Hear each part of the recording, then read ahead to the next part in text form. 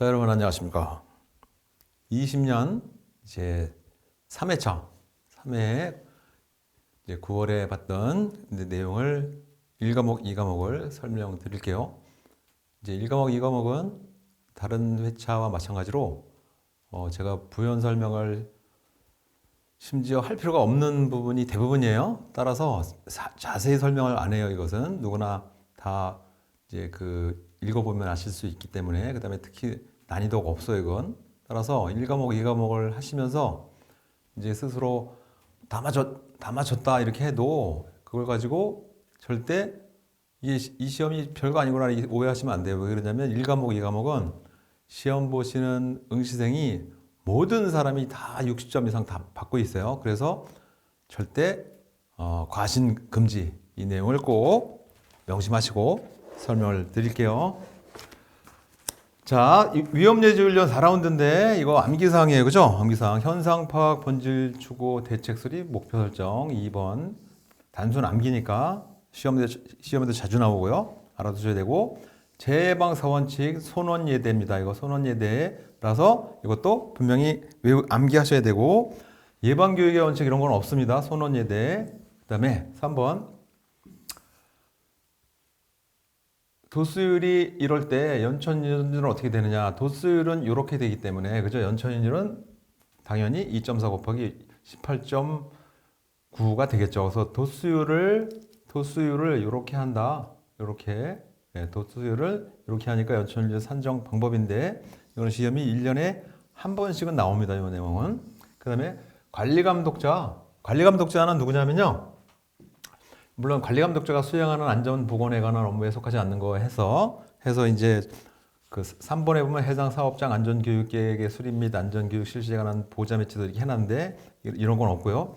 관리감독자가 누구냐면요. 관리감독자가 누군지를 알면 금방 알 수 있어요. 뭐냐면 이게 제조업체로 가면, 만약에 제조업체예요. 제조업인 경우에는 이거는 뭐냐면 거기 직장이라고 해서 직장. 그 공종에 해당되는, 공종을 책임지는 그런 관리자인데, 일반적으로 어떻게 되냐면 뭐 이렇게 예를 들어서 오해는 하지 마시고 대졸 사원이 한다든지 그런 얘기가 아니고, 이제 그 작업을 오래 이제 예를 들어 조립 작업을 한다든지 그런 것을 오래 해서 나이가 좀 꽤 든 사람을 이제 직장을 시킨단 말이죠. 근데 이제 건설업에서는 뭐냐면 협력업체의 반장의 작업 반장, 이렇게 된 협력업체 작업 반장, 이 사람을 관리감독자 이렇게 불러요. 이해하셨죠? 그러니까 협력업체 작업 반장인데 안전교육 계획을 수립하고 기타 등등을 하지는 않겠죠. 그렇죠? 네, 그래서 3번이 여기서 속하지 않는 얘기가 되겠고요. 그 다음에 보시면, 이제 5번에 보시면, 5번. 안전보건에 관한 노사협의체 구성, 요거는 노사협의체하고 산업안전보건위원회가 있는데요. 그것도 당연히 이것도 암기사항이에요, 이거. 그래서 노사협의체 산업안전보건위원회는 매우 중요하죠. 왜 그러냐면,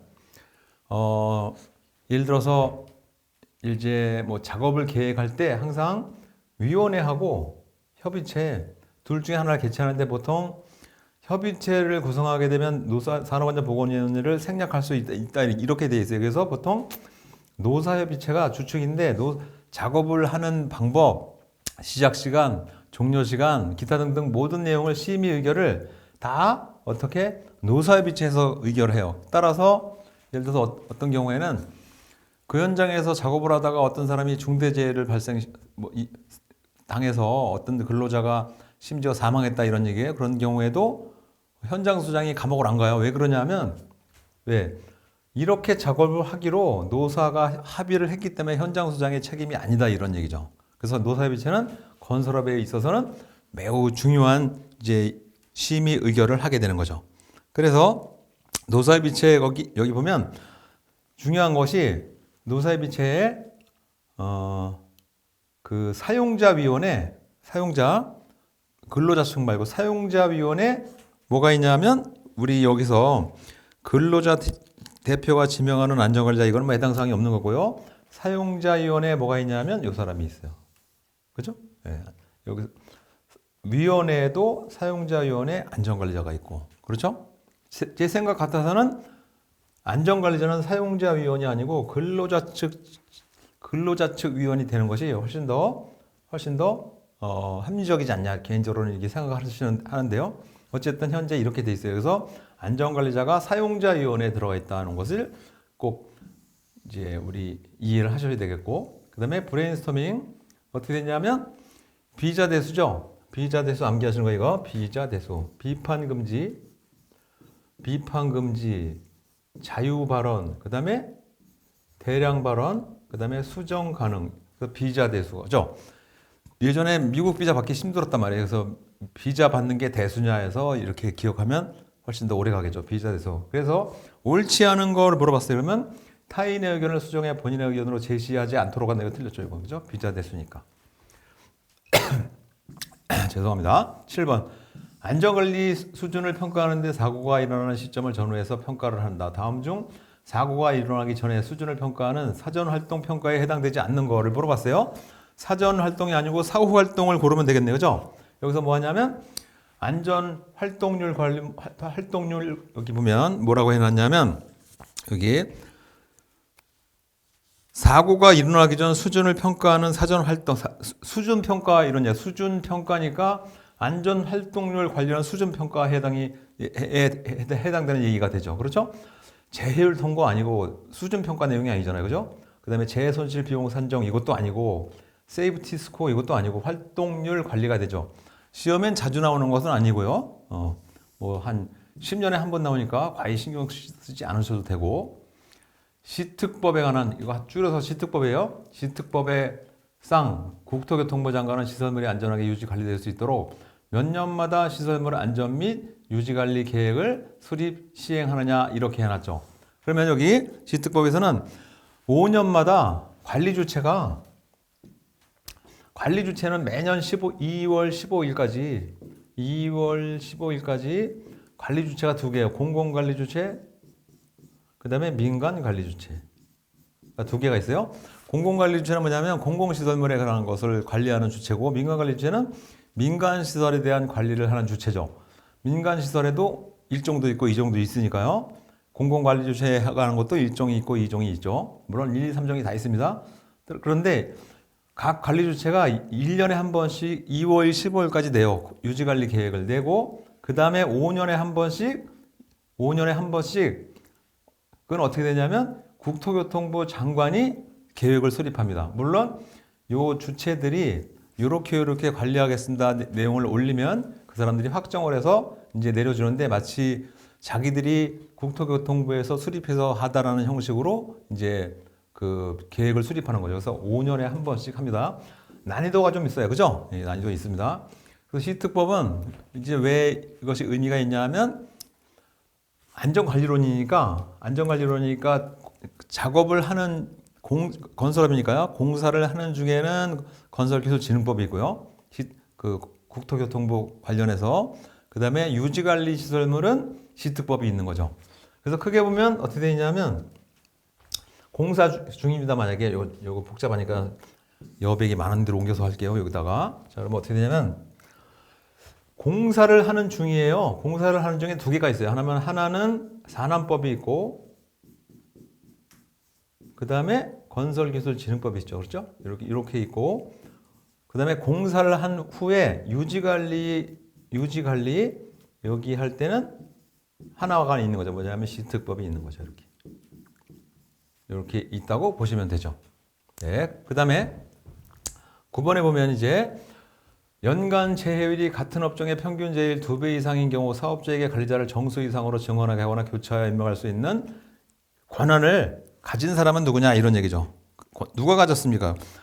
당연히 뭐 고용노동부 장관이 하는 건 아니고요. 지방고용노동관서의 장이 이제 교체하거나 임명할 수 있는 권한을 가진 사람이 됩니다. 그 다음에 10번에 재해 간접 원인 중 기술적 원인에 속하지 않는 거, 뭐 우리 상식적인 문제를 물어봤어요. 그죠? 경험 및 훈련에 비해서 이건 기술적인 내용이 아니죠. 그래서 1번 선택하시면 되고 부연 설명이 필요 없으니까 생략이요. 그 다음에 보호구 안전인증 고시에 따른 추락 및 감전 위험 방지용 안전모의 성능 시험 대상에 속하지 않는 거를 물어봤어요. 그래서 항상 시험에 나옵니다. 이것만 내유성을 암기하지 마시고 요 6가지를 암기하셔야 되죠. 그럼 매회 거의 매회 나온다 보시면 되겠고, 그 다음에 재해 통계 원인 분석 방법 중 사고의 유형, 기인물 등 분류 항목을 큰 순서로 도표. 이건 항상 시험에 나오는 얘기죠. 그래서 파레토도, 그렇죠? 파레토도입니다. 파레토도 이렇게 해서 큰 항목별로 이렇게 통계내는 방법이고요. 그죠? 특성 요인도는 어떤 결과를 큰 항목으로 분류해서 뭐 이것도 보통 네모로 하는데요. 분류해서 잔가지들이 좀 있고 이것은 특성 요인도고, 그 다음에 크로스도는 이렇게 해서 중첩되는 내용이 무엇인가를 관리하는 것을 크로스도 이렇게 해놨죠. 그죠? 네, 이건 항상 시험에 나오니까 꼭 알아두시고요. 기타 자세히 설명은 본강이 있으니까 생략이요. 그 다음에 또 시특법이 나왔어요. 시특법에 다음과 같이 정의되는 용어는 뭐냐 이거죠.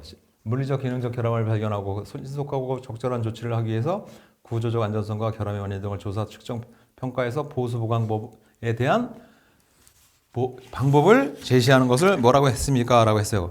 근데 약간 틀렸어요. 이건 문제를 어떻게 되냐면 이렇게 했어야 돼요. 일종 시설물에 대해서 이렇게 했어요. 정답이에요. 이게 정답이고, 일종 시설물이 아니고 이종 시설물에 대한 거 하는 경우는 어떻게 하면 정기안전 이런 건 없고요. 정기안전 점검 이렇게 했어야 되지. 그죠? 네, 진단인데 여기 정기 점검이 있고요. 정기안전 점검, 그 다음에 정밀안전 점검이 있고요. 그 다음에 정밀안전 진단이 있는 거죠. 정밀 진단.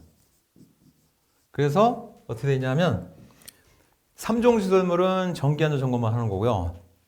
그러니까 3종 시설물은 정기안전 점검만 하는 거고, 2종 시설물은 정밀안전 점검까지 하는 거고, 1종 시설물은 정밀안전 진단까지 하는 거죠. 그래서 다 정밀안전 진단을 하는 것이 아니고 1종 시설물을 하기 때문에 문제가 제대로 된 문제가 되기 위해서는 1종 시설물에 라는 전제 조건이 하나 붙어야 올바로 된 문제다 이런 얘기죠. 그렇지만 지금 내용으로 봐서 여기 해당되는 건 정밀안전 진단밖에 없기 때문에 2번이 정답이 되겠죠. 그래서 문제 내시는 분이 뭘 잘 모르고 냈다 우리가 이렇게 생각할 수 있겠고, 재조사의 목적 및 방법에 관한 설명으로 적절하지 않은 거 해놨어요. 보면 3번 재조사의 1차적 목표는 재해로 인한 손실 금액을 추정하는 데 있다고 하는 말도 안 되는 얘기를 해놨으니까 제 1차 목표는 손실 금액을 추정하는 것 그 외에도 기타 뭐 하냐면 유사재해 발생 방지하기인 것이 훨씬 의미가 큰 거죠. 그래서 말도 안 되는 금액에 한정했으니까 점수를 주기 위해서 문제를 냈구나 이렇게 생각하실 수 있습니다. 그렇죠? 네. 맞췄다고 문제 쉽네 이렇게 하지 마시고 모든 사람이 점수를 받아라 해서 이제 무료로 주는 문제가 되겠고요. 안전보건 관리계획 수립 시 유의사항으로 제대로 된 거를 골라봐서야 했어요. 계획 목표는 점진적으로 수준을 높이도록 조금씩 수준을 높이도록 수준을 높이도록 해야 된다 이런 얘기예요. 그래서 계획을 PDCA로 해서 PDCA 그죠? 플랜 투 체크 액션을 해서 이게 점진적으로 항상 수준을 높일 수 있도록 해야 되겠죠. 그러니까 3번이 답이 되겠고요. 이것도 뭐 점수 다 주는 얘기고, 안전보건 관리 조직의 유형 중 직계형에 관한 설명으로 옳은 것을 물어봤습니다. 자, 그러면 직계형이니까 라인형이죠. 라인형. 안전지시나 명령이 신속하게 수용되죠. 이거 부연 설명 안 하겠습니다. 이건 아주 쉬운 문제니까. 라인 스텝형이 있고 스텝형이 있고 있으니까 참고로 본 교재 한번 보시고요. 웨버의 사고 발생 도미노 이론에서 뭐 웨버도 있고 하이니도 있고 버드도 있는데요. 사고 발생 도미노 이론에서 작전적 에러를 찾아내기 위한 질문의 유형과 작전적 에러 what, why, whether 이렇게 해놨는데 여기에 해당되는 거지 않는 게 하나 있겠죠. 그래서 여기 보면 where는 없어요. 그죠? 이거 시험에 자주 안 나오니까 신경 쓰지 마시고 다음엔 안 나옵니다. 이건 이거는 의도적으로 앞에 거 문제 내용이 거의 모두 본 사람이 만점이기 때문에 의도적으로 한 문제를 틀려줘야 되지 않냐 이런 차원에서 낸 거기 때문에 크게 신경 안 쓰셔도 되고 다음에 안 나옵니다 이건. 그 다음에 안전보건 표지의 종류 중 지시 표지에 해당되지 않는 거를 물어봤어요. 그래서 여기 보안경 착용 이거는 18번 지시 표지에 해당되지 않는 거 물어봤습니다. 그러면 여기 8번에 지시 표지에 화기 금지 금지 표지고 그죠? 화기 금지 금지 표지. 지시 표지에 해당되지 않는 거지. 화기 금지는 금지고 보안경 착용은 지시고 낙하물 경고는 경고고 그죠? 그다음에 응급구호 표지는 얘는 안내죠. 그러면 여기 표지 중에서 지시 표지에 속하는 거죠. 속하지 않는 것이 아니고 지시 표지에 속하는 것은 바로 무엇을 하라고 지시했으니까 보안경 착용밖에 없네요. 여기는 이미 화기 금지잖아요. 이건 금지죠. 금지 표시이고 낙하물 경고는 경고고 응급구호 표지는 안내고 여기서 두 개는 일단 틀린 거고 두 개 중에서 고민을 좀 하시다가 보안경 착용하고 응급구호 표시를 어떤 거를 지시로 할까 할 때 보안경을 착용하라는 지시사항이고 응급구호 표지를 이건 지시라고 하는 건 아니죠. 이건 뭐 안내에 해당되는 거죠. 그래서 이것은 상식적인 수준에서 맞추는 문제가 됐죠. 그렇죠? 예. 그 다음에 안전보건 보건 기준에 관한 규칙상 공기압축기를 가정할 때 작업시작 전 점검사항 공기압축기를 할 때 작업시작 전 점검사항에 해당되지 않는 걸 물어봤어요. 그러면 여기 윤활유 상태, 언로드 밸브 기능, 압력 방출 장치 기능, 비상정지 장치. 이거는 비상정지 장치는 주로 다 어디에 있냐면 양중기에 있는 거죠. 양중기에 있는 것이기 때문에 4번이 이제 해당 사항이 없는 내용이 되겠습니다. 그렇죠?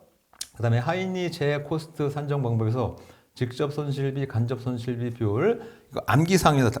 단순 암기사항 1대4죠. 1대4. 여기 참고해서 뭐라고 하냐면 버드. 이런 시험 문제는 사실 의미가 없는 건데 이거. 의미가 없는 건데 뭐 시험을 자주 내니까 어쩔 수 없이 뭐 우리 기억해야 되겠는데요. 그래서 제 희망사항으로는 출제하시는 분들이 기출문제에서 자꾸만 골라내지 말고 이 시험에 응시하는 사람들이 그 수준 향상과 그 다음에 동기부여를 해서 좀 의미 있는 문제를 내야 되지 않냐 이런 얘기죠.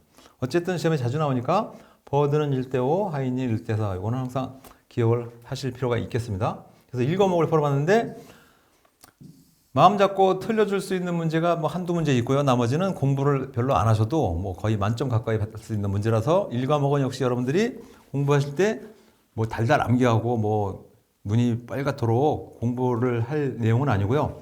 즐거운 마음으로 뭐 만점 비슷하게 맞겠다는 각오로 시험에 응하시면 거의 그렇게 한두 문제 정도 틀리고 다 만점을 받을 수 있는 문제가 이제 1과목이 되겠죠. 2과목도 똑같습니다. 대부분 맞출 수 있어요.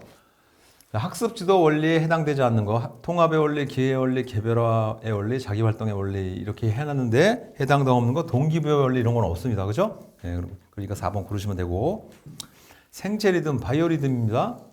바이오 리듬에 관한 설명으로 옳은 거를 해놨는데요. 옳은 거 지성적 리듬은 영문으로 I라고 표시하고 인텔리전스니까 33일을 주기로 반복합니다. 이거. 예, 근데 바이오 리듬이 이게 뭐 시험 문제 뭐 냈으니까 어차피 뭐 이렇게 한번 읽어보시는데 바이오 리듬은 이게 과학적으로 체계를 갖춘 것이 아니고 역사적 유래로 일본의 보험회사가 보험 판매율을 높이려고 이제 하나의 그 의도적으로 만든 것이라서 시험 문제에 낼 정도로 이게 명확하게 구분이 되어 있는 건 아니에요. 따라서 다음부터는 출제하시는 분들이 혹시 이 교재를 보거나 이 내용을 보시면 절대 이런 문제는 내시면 안 됩니다.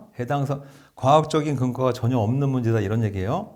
어쨌든 시험에 나왔으니까 여기에 한번 참고로 보셨는데 바이오 리듬도 다음 시험에 안 나옵니다. 이건. 예, 그러니까 크게 신경 안 써도 되고 지청과 교육법에 관한 설명으로 가장 적절한 거를 물어봤어요. 2번에 보면 학습자들에게 공통의 경험을 형성시켜 줄 수 있다. 맞습니다. 예, 맞습고 24번 새로운 기술과 학습에서는 연습이 매우 중요한데 연습 방법과 관련된 내용으로 적절하지 않고 잘못된 거. 새로운 기술을 학습하는 경우에는 일반적으로 배분 연습보다 새로운 것을 할 때는 직접 연습을 해야 되겠죠. 1번. 그래서 1번이 틀린 내용이 되겠습니다. 그렇죠? 예.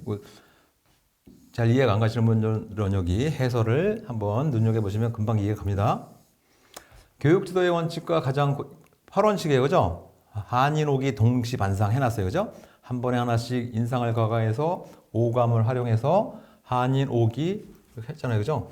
외국에 가면 한인회가 있단 말이에요. 그래서 한인오기 그 다음에 동시반상 이렇게 기억하면 되잖아요. 그죠? 예. 그래서 여기에 해당되는 거니까 여기 보면 거리가 먼 거 해놨으니까 거리가 먼 거는 뭐냐면 한 번에 여러 가지 내용을 실시한다. 이건 말도 안 되는 8원칙을 몰라도 맞출 수 있는 문제죠. 그렇죠. 그래서 해설 생략이요. 그 다음에 수행평가 시 평가자가 특정 피평가자에 대해 구체적으로 잘 모름에도 불구하고 모든 부분에 대해 좋게 평가하는 오류는 무슨 오류냐 이거죠. 그래서 후강 오류가 되겠습니다. 그죠? 후강 오류. 그다음에 27번 정상적인 상태이지만 생리적 상태가 휴식할 때 그러니까 앞에 거는 다 불필요한 것이고 휴식 시 의식 수준은 페이스 뭡니까? 이런 얘기죠. 앞에 거는 의미가 없는 거고 페이스 그래서 페이스 1 잠자는 상태, 페이스 2 졸음 상태, 3이 보통 상태. 그렇죠? 그래서 휴식할 때 페이스는 뭐냐? 페이스 2가 되겠네요. 그렇죠? 졸음 상태니까. 보통 상태는 휴식 상태 아니죠. 이건 보통 작업 상태니까 3번을 고르시면 안 되고 페이스 3를 고르시면 안 되는 거죠. 그 다음에 28번 하버드 학파 5단계 이거는 1년에 딱 한 번씩 나옵니다. 하버드 학파. 그래서 5단계입니다. 준비, 교시, 연합, 총괄, 응용. 자, 그래서 5단계에 해당되지 않는 거 추론한다 이건 없죠? 추론하는 거 없으니까 이거는 비교적 난이도가 있어요. 왜냐하면 출제하시는 분들이 뭐라고 하냐면 출제하는 사람들이 여기 하버드 해놨으니까 좀 품이 있어 보이지 않냐 해서 문제를 자주 내고 있어요. 뭐 하버드니까. 왜 하버드 학파가 이게 뭐 의미가 그렇게 중요한지는 모르겠지만 아무튼 시험에 나오니까 꼭 알아두세요. 5단계. 리더십과 헤드십에 관한 설명으로 옳은 거 해놨어요. 리더십 이론, 헤드십 이론 해놨어요. 여기 한번 읽어보시고 옳은 것은 권한 행사 측면에서 보면 헤드십은 임명에 관해서 권한을 행사할 수 있는 의미가 됩니다. 그렇죠? 네. 그래서 여기 리더십 이론, 헤드십 이론 한번 시간 내서 읽어보시고 그래도 이해가 안 가면 본 강의를 한번 보시고요. 안전심리 동기기질 감정습성 습관이니까 그죠? 여기서 여기 5대 요소에 속하지 않는 거 감정습성 습관 시간은 해당이 안 되니까 30번에 4번 고르시면 되고요. 암실 내에서 하나의 광점을 보고 있으면 그 광점이 움직이는 것처럼 보이는 것을 자동운동이라고 하는데 자동운동이 생기기 쉬운 조건이 해당되지 않는 거 강도가 크면 이게 눈이 부셔서 어떻게 쳐다보니까 말도 안 되는 보기를 들고 있죠. 그래서 3번을 고르시면 되고요. 자세히 너무 읽을 필요도 없습니다. 이건 점수 주기 위한 문제니까. 데이비드의 동기부여 이론에서 능력을 올바르게 능력이라는 게 뭐냐 이런 얘기죠. 그래서 능력은 지식의 기능이 부합된 것을 말하니까 2번이 답이 되겠습니다. 그렇죠? 그 다음 32번을 33번. 욕구에 있어서 가장 강력한 욕구는 무엇이 됩니까? 당연히 배고프면 굶어 죽으니까 생리적 욕구가 가장 크죠. 그 다음에는 안전 욕구고 여기서 안전 욕구인데 안전 욕구 이게 뭐 떨어져 죽지 않고 그런 게 아니고요. 생리적 욕구도 마찬가지고 이분 출제한 분도 실제 내용을 뭐 이해하고 냈는지 안 하고 냈는지는 모르겠지만요. 생리적 욕구는 굶주린 배고픔 그런 게 아니고요. 이거는 바로 요즘 세상엔 일당을 말해요. 일당 연봉 이런 내용을 의미하는 거고 안전 욕구는 뭐냐면 이제 안전 욕구를 뭐라고 하냐면 비정규직 정규직 하면 정규직이 되고 싶은 욕구. 그다음에 회사가 좀 규모가 있고 앞으로 망할 가능성이 없이 탄탄한 회사에 다니면 좋겠다. 뭐 이런 정도의 의미가 있는 거예요. 뭐 떨어져 죽지 않고 배고픔, 굶주림 이런 것이 의미가 아니고 어쨌든 이 내용으로 하더라도 생리적 욕구가 가장 근본적인 가장 큰 원인이 되죠. 그렇죠? 네, 3, 4, 5니까. 근데 물론 메슬로우라는 사람이 이렇게 했는데 이 사람이 제 본 강의에 설명해 놨지만 요즘 세상에는 생리적 욕구가 제일 큰 게 아니고 자아실현 욕구가 제일 커요. 이 사람도 그렇게 말하면서 자기가 운명을 했어요. 운명을 할 때 내가 동기부여 이론 5가지를 말했는데 사실은 이것이 거꾸로 된 것 같습니다. 이렇게 말했어요.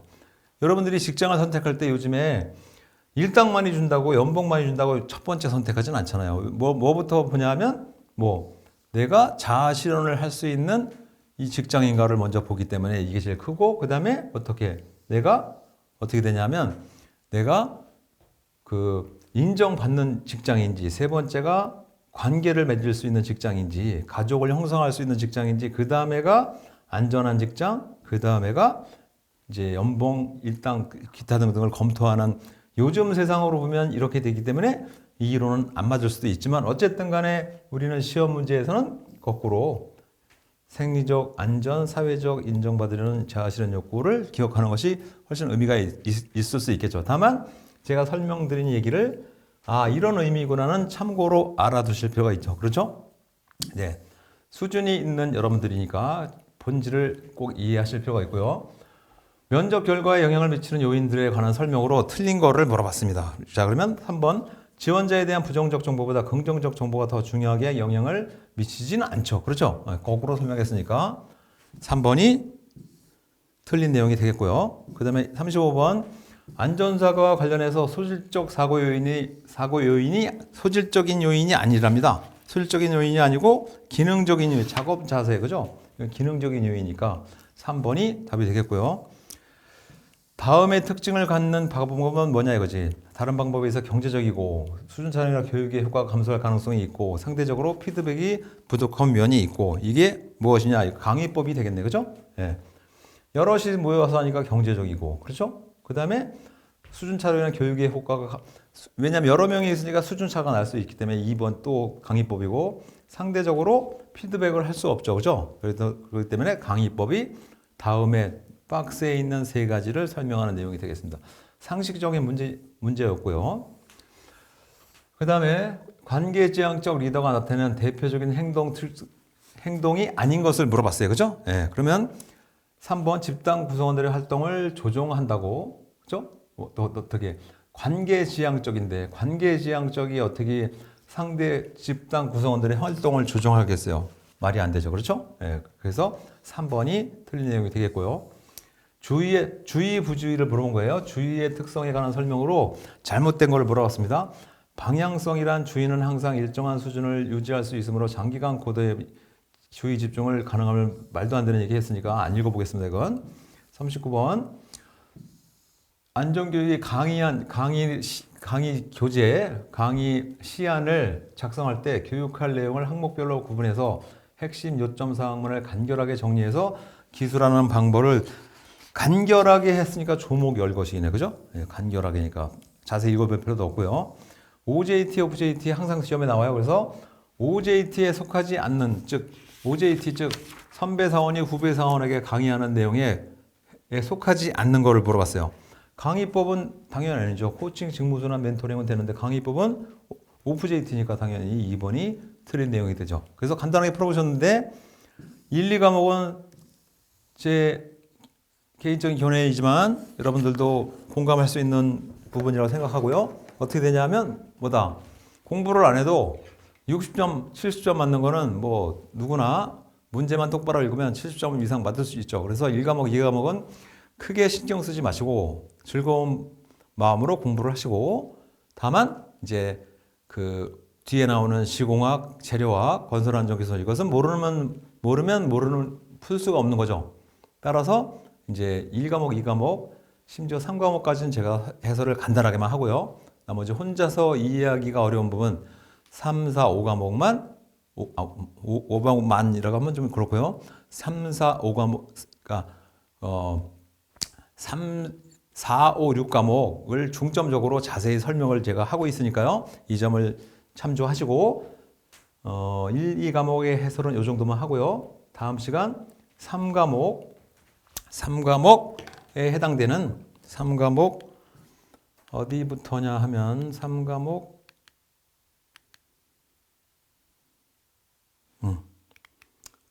3과목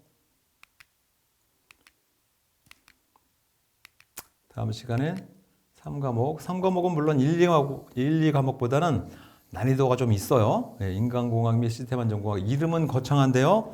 이것도 일반 상식적인 문제가 절반, 모르면 못 푸는 문제가 한 20% 정도 나오죠. 그래서 이것도 비중을 약간 두시고 너무 철저히 열심히 하지 마시고, 모르는 문제가 다소 조금 나오니까 그 부분만 신경 쓰셔서 하시면 뭐 60점 이상 받는 것은 큰 무리가 없다 생각하시고, 다음 시간에 3과목, 4과목 설명을 드리도록 하겠습니다. 예, 감사합니다.